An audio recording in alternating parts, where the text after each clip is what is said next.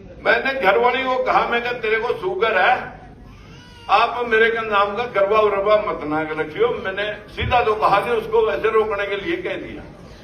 भुजबल साहब ने मीटिंग बुला रखी थी 8 मुख्यमंत्रियों की, 8 मुख्यमंत्रियों की मीटिंग में मैं भी जाना था, तो मैं बम्बई चला गया। चंडीगढ़ से फ्लाइट पकड़ करके मीटिंग के बाद वहां से सारे मुख्यमंत्रियों से बातचीत करके थर्ड फ्रंट की बात चल रही है। और वहां से जब मैं घर आया, सुनने की बात है, जरा ध्यान से सुनेंगे। जब मैं घर में आया, हमारे घर में 9 औरतें हैं, 3 हम भाई हैं, 5 भतीजे, 1 बेटा है। 9 की 9 वो भी जिंदा है, 9 के 9 हम भी जिंदा है इत्तेफाक से।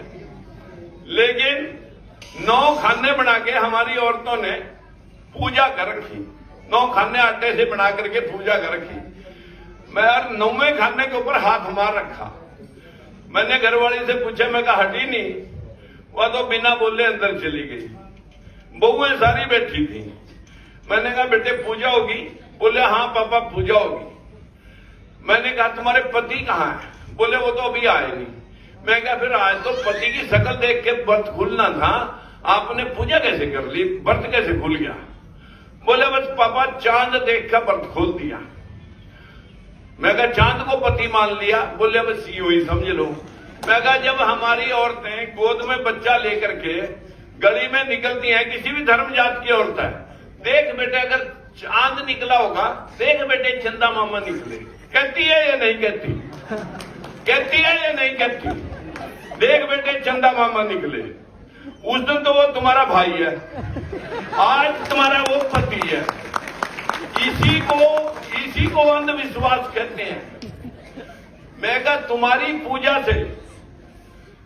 पूजा से हमारी लंबी उम्र हो गई। इस बात से तुम सारी जिंदा थी, हम भी जिंदा थे, तुमने हमारी लंबी उम्र खींच दी। जिनकी औरतें तलाक हो गया, मर गई या छोड़ के चली गई, रंडुआ रह गया, मैं तो साल 2 साल में सारे निमट लेंगे। वो तो नहीं बचते, क्योंकि उनकी तो पूजा लंबी उम्र करने वाला कोई है नहीं।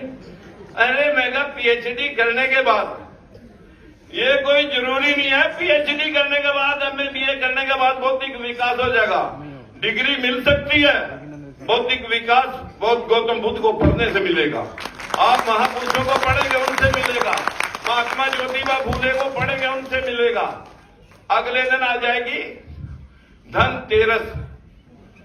धनतेरस हमारी औरत को लिख के देगा जाएगा पंडा पुजारी, तेरे घर में बरकत यूं नहीं हो रही, आपके घर में पितर नाराज हैं, उनकी क्रोपी है, बरकत यूं नहीं हो रही। तेरे बाप की धोती पट गई, लंगोटी भी पट गई, चप्पल थी वो भी टूट गई, तांबे का बर्तन था वो भी ढहले गए, छतरी भी नहीं है, और बहुत दुखी हो रहा है, पैसे भी खत्म हो रहे। मिल के आया उसको, ऊपर स्वर्ग में मिल के आया, बहुत दुखी हो रहा। हमारी औरतें जाएगी लाला के पास, ध्यान दे आप इस बात का, लाला के पास जाएगी, लाला पूछेगा हाँ बेटे कैसे आए? लाला जी धनतेरस है। हरियाणवी बोल लिया धनतेरस है। लाला कह रहा लाला कह रहा लाला जे धन मेरा है तो लाला बोल क्या चाहिए जी? तो तिलंगोटी टोपी छोटी पोटी बापू की पूजा होनी है, खाने का सामान दे दे, बचे कुछ पैसे और पटाखे दे दे। पैसे लाला ने रख लिए, सामान दे दिया। पंडा पुजारी खाने में खाना जिम गया, सामान की गठड़ी बांध के ले गया, और दिवाली में पटाखे ले आए थे वो बच्चा ने बजाकर फूस कर दिए, और दिवाली का दुआड़ा निकल लिया। अगले दिन दिवाली आ गई, और सारी औरतें हमारी, जाओ बेटे घर के आगे इतने चिराग जगा दो, इतनी लाइटें लगा दो, इतनी लड़ियां लगा दो, दरवाजे खुले छोड़ दो, घर में लक्ष्मी आएगी, घर में लक्ष्मी आएगी, आज दिवाली में लक्ष्मी आएगी। और तुमने लड़ियां जगा रखी घर के ऊपर इतनी, और लक्ष्मी की सवारी है उल्लू, और उल्लू ने साढ़े में चांदने में दिखता कुछ नहीं, और सारे घर में लक्ष्मी किसी भी कीमत पर लेगा वो घर में घुस नहीं सकता। अगले दिन आ जाएगा, क्या आएगा? अगले दिन आएगा विश्वकर्मा डे। सबके औजार फैक्ट्रियां तक ताले लगवा देते हैं, पैसे देगा फिर पंडित जी से खिलवाएंगे और चौथे दिन आ जाएगा गोवर्धन थारा है, असली धन मारा है।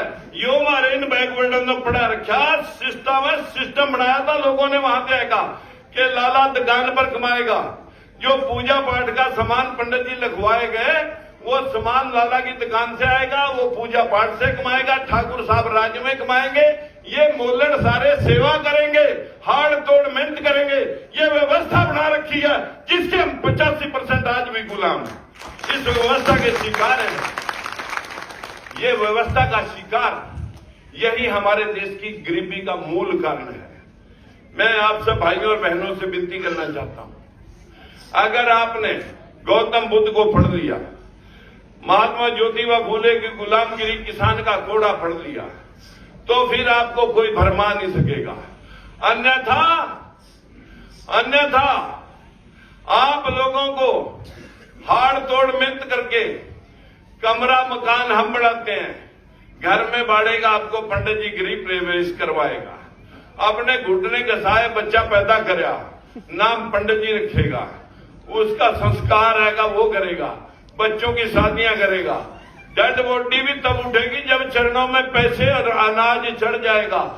नहीं उसके बाद श्राद्ध, अगले साल हर साल श्राद्ध निकलवाएगा, श्राद्ध में काले कुत्ते कौए तुम्हारे बाप और मां बनाएगा और उन कौए कुत्ता नु तुम्हारे के पास थे तुम्हारे बाप और मां बना करके पुजवाएगा।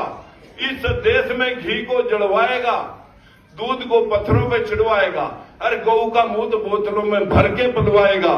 ये व्यवस्था इस देश के गरीबी का मूल कारण है।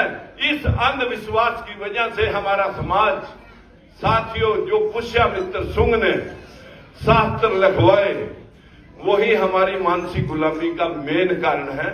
अगर आप लोग बुद्ध की परंपरा पे चले होते, अगर आप महात्मा बुद्ध को पढ़े होते, अगर आप उसके अनुयायी अशोक सम्राट को पढ़े होते, चंद्रगुप्त मौर्य को पढ़े होते, हमारे महात्मा ज्योतिबा फूले जिनकी आज हम जन्म तिथि मना रहे हैं, उनको पढ़े होते तो साथियों हमारे दिमाग के ऊपर किसी का भी गुलामी का शिकंजा कसा हुआ न होता। हमारी माताएं और बहनें जो सबसे ज्यादा गुलामी की शिकार हैं, जो सबसे ज्यादा अंधविश्वास की शिकार आज भी शिकंजा महिलाओं के, हमारे समाज की महिलाओं के ऊपर है, इसी शिकार की वजह से हमारे बच्चे मानसिक गुलाम होते हैं। अब तो जेएनयू के अंदर एक अभी गर्भ संस्कार संस्था 100 डॉक्टरों को, 25 स्टेटों के 100 डॉक्टरों को बुला करके आरएसएस ने तैयार कर दी कि महिलाओं को वैदिक ज्ञान, शास्त्रों का ज्ञान दो, बच्चे संस्कारी पैदा हो, संस्कारी नहीं गुलाम पैदा हो। ये गुलामी जब तक तुम्हारे नजदीक है, जब तक तुम्हारे दिमाग के ऊपर अंधविश्वास का साया है, आप लोग कभी भी तरक्की नहीं कर सकते।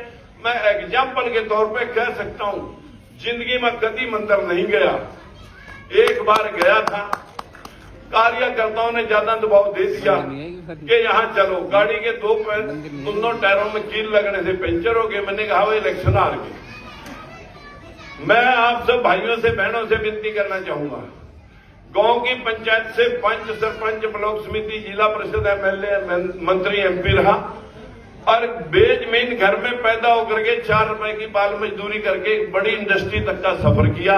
अगर उस सफर को आप काउंट करेंगे तो फिर सारा माल तुम्हारे पूजा और पाठ वाले में होना चाहिए था। राजकुमार सैनी को तो एक फुट्टी कोटी नहीं होनी चाहिए थी। लेकिन साथियों 2400 घंटे जब मैं गांव के अंदर से पंच था तो सरपंच की सोची, जब सरपंच था तो ब्लॉक समिति या जिला परिषद की सोचता चलता चलता एमपी गया। भाई मैं मुख्यमंत्री भी बन सकता हूं अगर आपकी आंख खुल जाए, लेकिन आपकी आंख खुलेगी नहीं। जिस दिन ऐसा मकाम मिल गया, पूरे देश की राजनीति के लोग, बेईमान लोगों के गले पकड़वा दूंगा कि बाबा साहब का संविधान लागू करो।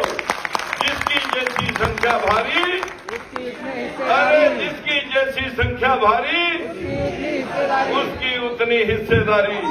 जातिगत जनगणना हो, जातिगत जनगणना हो, सबके अधिकार 100% आरक्षण हो, सभी को ब्राह्मण बनिए ठाकुर, जो जनसंख्या का अनुपात है सबको उसी रेशो में मिलना चाहिए।